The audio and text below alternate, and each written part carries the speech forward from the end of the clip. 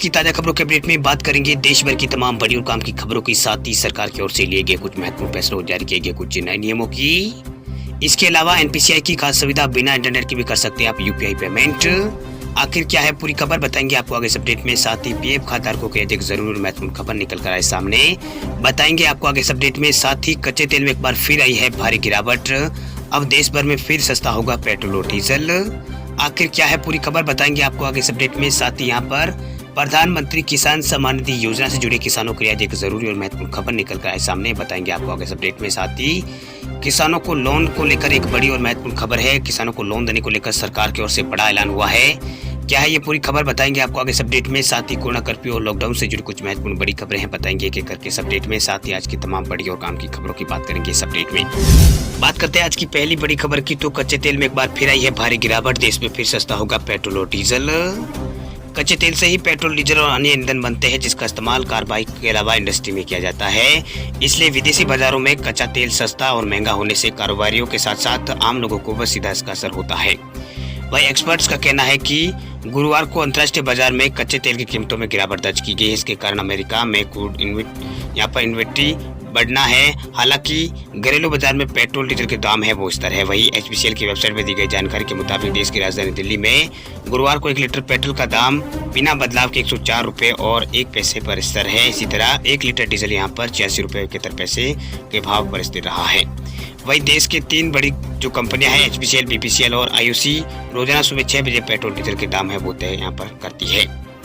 वही petrol diesel की कीमतें, कच्चे तेल के दाम और अंतर्राष्ट्रीय स्तर पर पेट्रोल डीजल के भाव और भारतीय रुपए की चाल पर यह निर्भर करता है। अगर अमेरिकी डॉलर के मुकाबले यहाँ पर रुपए अगर कमजोर होता है तो ऐसे में देश की कंपनियों को कच्चा तेल खरीदने के लिए ज्यादा अमेरिकी डॉलर खर्च करने होंगे। वही रुपए की मजबूती देश के विदेशी पूंजी भंडार के साथ साथ आम आदमी की जेब पर वो यहाँ पर फूल रखती है। बात करते हैं अगली खबर की, तो प्रधानमंत्री किसान सम्मान निधि योजना से जुड़े किसानों के लिए जरूरी खबर, पीएम किसान की 10वीं किस्त के लिए फटाफट करे ये काम वरना नहीं आएगा खाते में पैसा। प्रधानमंत्री किसान सम्मान निधि योजना के तहत केंद्र सरकार की ओर से देश के किसानों को हर साल 6,000 रुपए की आर्थिक सहायता दी जाती है। बता दें आपको कि सरकार ने इस योजना को पुरानी जो व्यवस्था है उसमें कुछ यहाँ पर बदलाव किया है। अब पीएम किसान सम्मान निधि योजना का लाभ उन्हीं किसानों को मिलेगा जिनके नाम पर खेत होगा, यानी पहले की तरह पुश्तैनी जमीन में हिस्सेदारी रखने वालों को अब इस योजना का लाभ नहीं मिलेगा। अगर आपके नाम पर भी यहाँ पर खेत है तो तुरंत ये काम कर ले, वरना आपकी जो अगली किस्त है वो अटक सकती है। दरअसल पीएम किसान सम्मान निधि योजना के तहत हर साल मोदी सरकार किसानों को 6,000 रुपए की आर्थिक सहायता देती है। 2,000 रुपए की 3 किस्तों में ये सहायता दी जाती है। इसके तहत हर साल की पहली किस्त 1 अप्रैल से और 31 जुलाई के बीच आती है, दूसरी किस्त 1 अगस्त से 30 नवंबर तक आती है और तीसरी किस्त का पैसा 1 दिसंबर से 31 मार्च के बीच आता है। वही 2019 में शुरू इस योजना में बीते कुछ समय से कुछ गड़बड़ियां यहाँ पर पाई गई है, जिसे सरकार ने सुधारने का फैसला यहाँ पर किया है। सरकार ने इस योजना में पारदर्शिता लाने के लिए एक महत्वपूर्ण कदम उठाया। दरअसल पीएम किसान सम्मान निधि योजना में नए रजिस्ट्रेशन करने वाले किसानों को अब आवेदन फॉर्म में अपनी जमीन का प्लॉट नंबर भी बताना होगा। हालांकि नए नियमों का प्रभाव यहाँ पर योजना से जुड़े पुराने लाभार्थियों पर नहीं पड़ेगा। वही स्कीम का यहाँ पर ये स्कीम है, इसका रजिस्ट्रेशन कराना बहुत ही आसान है। आप ऑनलाइन भी घर बैठे ये प्रोसेस पूरा कर सकते हैं। इसके अलावा आप पंचायत सचिव या फिर पटवारी या फिर स्थानीय कॉमन सर्विस सेंटर के जरिए भी इस योजना के लिए अप्लाई कर सकते हैं। बात करते हैं अगली खबर की, तो एनपीसीआई की खास सुविधा, बिना इंटरनेट भी कर सकेंगे यूपीआई पेमेंट। केंद्र सरकार लगातार डिजिटल पेमेंट को बढ़ावा दे रही है। वे कोरोना संकट के दौरान लोगों ने नकद की बजाय डिजिटल पेमेंट को तरजीह भी दी है। इससे यूपीआई ट्रांजैक्शन में तेजी से इजाफा यहाँ पर दर्ज किया गया। हालांकि यूपीआई ट्रांजैक्शन के लिए सबसे ज्यादा जरूरी इंटरनेट है। अगर इंटरनेट उपलब्ध ना हो तो डिजिटल पेमेंट करना बहुत ही मुश्किल हो जाता है। अभी भी देश के कई हिस्सों में इंटरनेट सुविधा है वो नहीं पहुँच पाई है। अगर आप भी इंटरनेट नहीं होने के कारण यूपीआई ट्रांजैक्शन नहीं कर पा रहे हैं तो ये खबर आपके लिए ही है। दरअसल आज हम आपको बता रहे हैं कि आप बिना इंटरनेट की यूपीआई पेमेंट कैसे कर सकते हैं। वही national payment corporation of India यानी एनपीसीआई के मुताबिक आप बिना इंटरनेट की भी यहाँ पर फ़ोन से यूपीआई पेमेंट कर सकते हैं। वह इंटरनेट नहीं होने पर एनपीसीआई की *99# की सुविधा के जरिए आप यूपीआई पेमेंट कर सकते हैं। यही नहीं, आप स्मार्टफोन के साथ ही बेसिक कीपैड वाले फ़ोन के जरिए भी यूपीआई पेमेंट इससे कर सकते हैं। वही एनपीसीआई की *99# सुविधा, यहाँ पर *99# जो सुविधा है वो यूएसएसडी पर आधारित मोबाइल बैंकिंग सर्विस है। इसे नवंबर 2012 में शुरू किया गया था। शुरू में यह सर्विस बीएसएनएल और एमटीएनएल यूजर्स के लिए ही उपलब्ध थी। ध्यान रखें कि स्टार 99 के जरिए यूपीआई पेमेंट के लिए आपके फ़ोन नंबर का बैंक अकाउंट में लिंक होना ज़रूरी है। इसके अलावा उसी फ़ोन नंबर से पेमेंट ऐप पर एक बार रजिस्ट्रेशन भी यहाँ पर ज़रूरी है। बात करते हैं अगली खबर की। उत्तर प्रदेश की योगी सरकार ने बिल्डरों को दी है बड़ी राहत, इन मकानों के लिए नहीं देना होगा रजिस्ट्री शुल्क। उत्तर प्रदेश की योगी सरकार ने प्रदेश के बिल्डरों के हितों को ध्यान में रखते हुए एक बड़ा फैसला लिया है। दरअसल अब बिल्डरों को यहाँ पर निर्बल आय वर्ग के लोगों के लिए बनाए जाने वाले मकानों के लिए रजिस्ट्री शुल्क यहाँ पर नहीं देना होगा। बता दें आपको कि अब तक इस प्रकार की छूट सिर्फ प्रदेश सरकार के विकास प्राधिकरणों और आवास विकास परिषद को ही यहाँ पर मिलती थी। वह स्टाम्प और पंजीयन विभाग के सचिव वीना कुमारी ने इस बारे में यहाँ पर अधिसूचना जारी किया। इसमें कहा गया है कि बिल्डरों को छूट तभी यहाँ पर दी जाएगी जब आवास आयुक्त, उत्तर प्रदेश आवास विकास परिषद या फिर विकास प्राधिकरण के उपाध्यक्ष या फिर उनके द्वारा नामांकित अधिकारी इस बात की पुष्टि करेंगे कि जिस व्यक्ति को ये छूट दी जा रही है उसके द्वारा कमजोर आय वर्ग के मकान का निर्माण किया जा रहा है। बात करते हैं अगली खबर की। तो कर्मचारी की मौत पर अब ईपीएफओ देगा डबल पैसा, अब मिलेंगे इतने रुपए। ईपीएफओ ने अपने कर्मचारियों उनके परिवार वालों को बड़ी राहत दी है। दरअसल सेंट्रल बोर्ड ने उनकी ex gratia debt relief fund की रकम को जो है वो दुगना कर दिया है। इससे कर्मचारियों के परिजनों को काफी राहत मिलेगी। वही बोर्ड ने इस आदेश को तत्काल प्रभाव से लागू किया है। वही अतिरिक्त केंद्रीय पीएफ कमिश्नर उमा मंडल के मुताबिक अगर किसी कर्मचारी की नॉन कोविड मौत यानी प्राकृतिक मौत होती है तो उसके परिवार को एक्स ग्रेसिया डेट जो रिलीफ फंड है उससे दुगना यहाँ पर मिलेगा। ये रकम बोर्ड के हर कर्मचारी के लिए एक समान है। इस रकम के लिए वेलफेयर फंड में इंतजाम यहाँ पर किया गया है। वही उमा मंडल के मुताबिक ex gratia debt relief fund की रकम 4,20,000 रुपए से बढ़ाकर 8 लाख रुपए कर दिया गया है।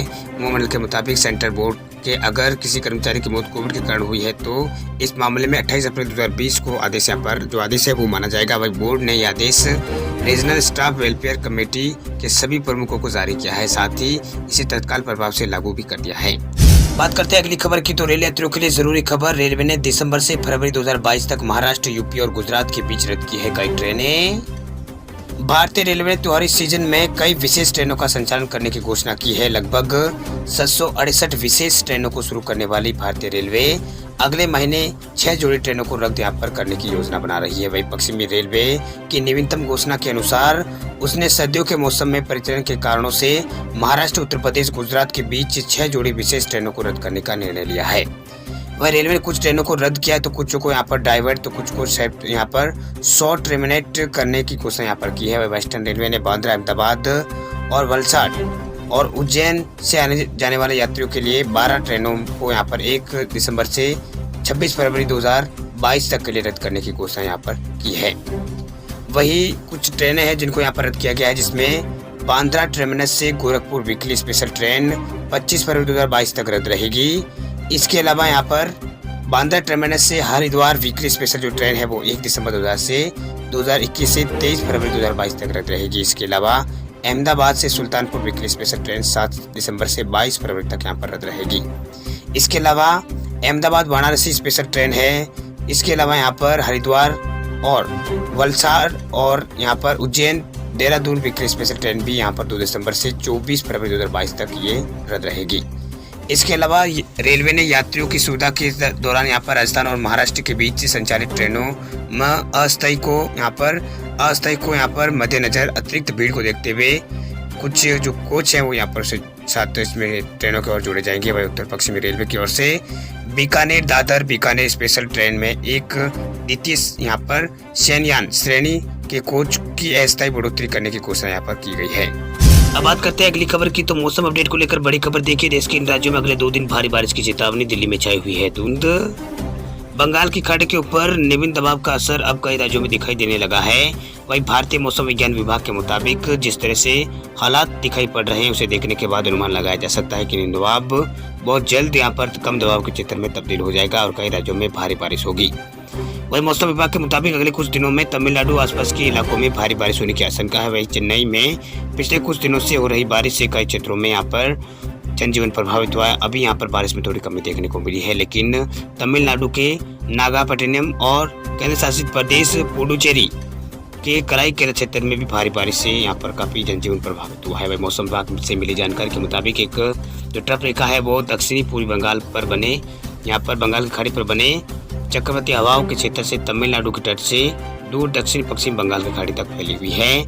इसका असर अब मौसम पर दिखाई दे रहा है। मौसम विभाग के पूर्वानुमान के मुताबिक केरल, तमिलनाडु कुछ हिस्सों में और तटीय आंध्र प्रदेश, अंडमान निकोबार द्वीप समूह में अलग अलग स्थानों पर अगले 24 घंटों के दौरान हल्की से मध्यम तो कुछ इलाकों में भारी बारिश देखने को मिल सकती है। मौसम विभाग की ओर से अपडेट जारी किया गया है।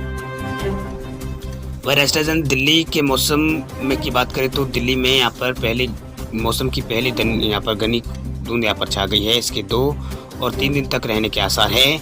वही पर्यावरण विभाग केंद्र यानी CSE की जानकारी में बताया गया है कि दिल्ली में मौसमी धुंध घनी है, लेकिन अक्टूबर के मध्य 8 नवंबर तक पराली जलाने से होने वाले धुएं का औसत योगदान पिछले 4 सालों में सबसे कम रहा है। वही CSE के अनुसंधान की कार्यकारी निदेशक ने कहा है कि जाहिर तौर पर मौसम प्रतिकूल परिस्थितियां यानी ठंडी और शांत हवाएं का संयुक्त असर और पराली और पटाखों के जलन से मौसम में धुंध यहाँ पर छा गई है।